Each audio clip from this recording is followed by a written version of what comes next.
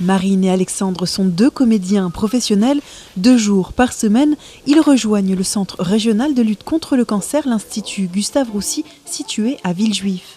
Après une rencontre avec le personnel soignant du service pédiatrie, 2 coups de crayon et un accessoire indispensable, Gromel et Patafix sillonnent les couloirs de l'hôpital à la recherche de leur prochain partenaire de jeu avec un seul objectif, redonner le sourire aux enfants et leur faire oublier la maladie. Nous, on s'adresse justement à la partie qui n'est pas malade de l'enfant et qui a encore beaucoup envie de jouer.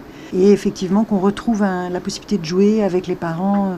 Parce que quand on fait rire les parents, ça fait beaucoup de bien aux enfants. Puis leur redonner aussi du pouvoir aussi dans ces hôpitaux où en fait ils sont très sollicités par les médecins, la maladie. Assis par terre. Là ? Non, au point. Je suis assis sur le point.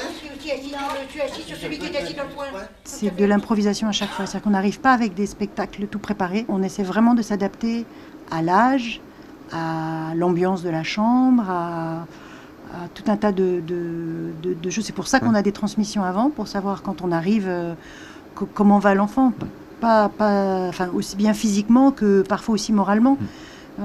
Tout ça, est-ce qu'il a des visites, est-ce qu'il n'a pas de visites, bien sûr, est-ce qu'il a mal ou pas, tout ça.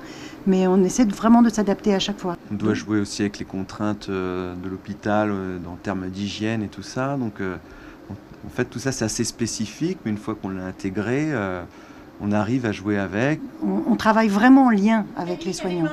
Un pays. Non. Un homme politique. Stéphanie de Monaco.